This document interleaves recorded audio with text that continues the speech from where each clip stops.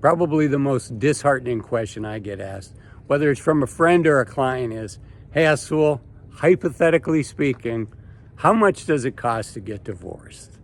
And unfortunately, my answer to that question is a lot. And it costs a lot financially, and the bill emotionally is even higher. So if you're in that situation, if you think you might be in that situation, if you have friends or family members going through this situation, in today's video, I'm going to talk about both the financial aspects of divorce, what it typically costs, and what people can do to keep those costs under control, primarily financially, but also emotionally, because the emotional cost is the toughest, and that's the one that leaves scars. So let's jump in. First off, people are often surprised at how little it may cost to get divorced. They're also surprised at how much it can cost, how expensive it can be to get divorced. So people are surprised on both ends. Let's talk about the expensive part of it first, because unfortunately, most people are going to be in that situation. In the United States, the average divorce costs anywhere from $50,000 to $150,000. Now, how can an average be a range, and how can that range be so high? You know, and it varies by state, and it varies by a lot of specific situations. One of the biggest is, are there kids involved? And if there are kids involved, you've got some tough questions in situations you've got to go through, right? How is the custody going to be split? How are holidays going to be handled? Situations like that. As I said, it also varies by state. I should mention I'm not an attorney. What I'm sharing with you is what I have seen as a financial advisor, having worked in this field for over 20 years as a fee-only financial advisor, and having guided, unfortunately, dozens of clients through a divorce. So what are the factors outside of kids? The biggest one is whether it's contested or uncontested. Contested means both sides don't see eye to eye, right? They disagree on something. And you have different levels of uncontested. You can, of course, you're going to disagree about certain things.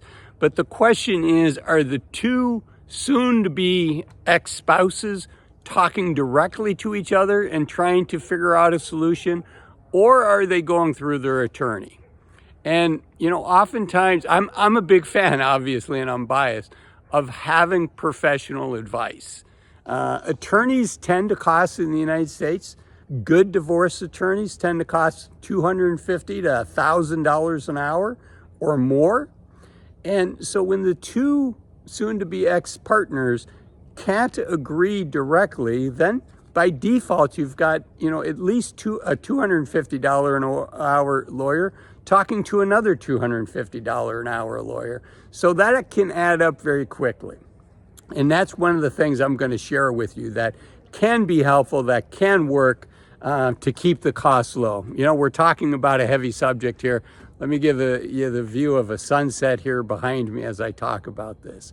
Okay, so one of the secrets is where both attorneys have worked with each other on divorces in the past.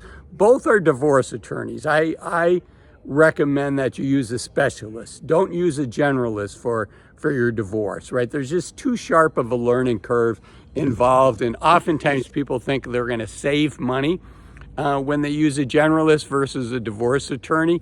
They have specialties in law, they have specialties in my field as well, for a reason. Work with a professional who has done this hundreds, if not thousands of times before, and preferably, if you can, two attorneys, one for you and one for your soon-to-be ex-spouse, that have worked with each other and work well together. I think that can be helpful. Okay, so that's one factor, is whether it's contested or uncontested. I'm going to share with you at the end how much the average uncontested divorce costs, and it's quite a bit less than what you think. But most divorces, particularly if there's kids, are going to be contested at one point or another. Another factor that impacts things, as I mentioned, is how well the two attorneys work together.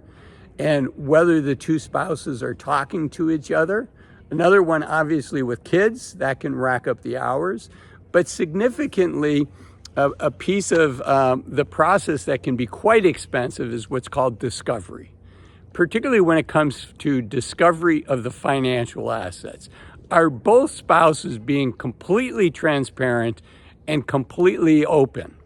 Or is one spouse trying to hide assets? And I tell my clients there's two ways to get divorced, right? You can either put everything on the table day one and do it inexpensively, or you can wait for the other side to hire a forensic accountant, a crypto expert, and somebody a tax expert, somebody that's going to go through all of your records and eventually find every last dollar, every last frequent flyer mile, every last asset. And so I suggest that you just put it on the table, right? The other side is going to find out anyways. And it's just a question of whether tens of thousands, $50,000, $100,000 has to be spent on experts finding all of this, or whether you just put it on the table and say, okay, this is where we're at. So those are the main factors that can impact the cost of a divorce. Obviously, and this is like, the saying, the best time to plant a tree was 20 years ago. Having a prenuptial agreement, I think, makes a heck of a lot of sense, particularly if it's not your first marriage. If you have significant assets and it's your first marriage, probably makes sense to explore that anyways. In full disclosure, I've been married 30 plus years, and my wife and I both got married with nothing. And like a lot of marriages, we've had our ups and downs in our marriage, and we've talked about getting divorced in the past. Fortunately, the last decade has been really good. But basically we both entered the marriage with nothing. And I'll go on record here, if we ever got divorced, we're splitting everything 50-50 right down the middle. And that feels right to me. And in my case, my wife had a lot of responsibilities in addition to her job. So I'm the one that made a little bit more money, but it feels right. We made this money as a team, and so it would be split 50-50. And I hope I never have to go there. Okay. Why else is divorce expensive? It's not just the legal fees. It's also, you're going from one house to two houses. You're going to have to furnish a new house, utilities on two houses, right? It's just the process of going from one family under one roof to really two families under two different roofs, particularly if there's kids, that can get expensive. Let's see what else I have here. The other thing I would share with you is there are therapists and there are attorneys.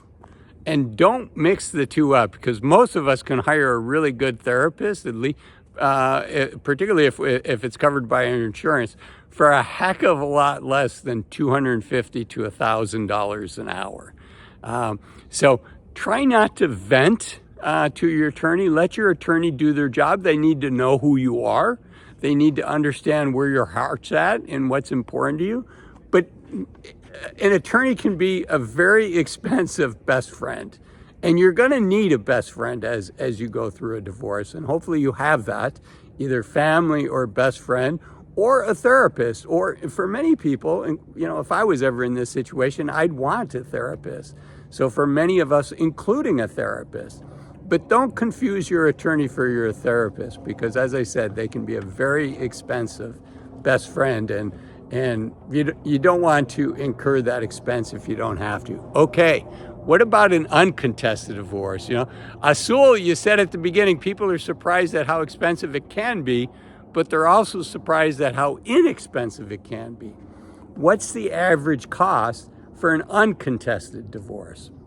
And again, it varies on a lot of factors. One of them is which state you're in, but generally $5,000 to $10,000, and I've seen it even less than $5,000. So an uncontested divorce where both partners can agree on the terms doesn't have to be crazy expensive. So I hope you enjoyed this video. on a much more pleasant note. I know you're going to enjoy this video, which is 5 reasons to think about retiring as soon as you can. I'll see you in there.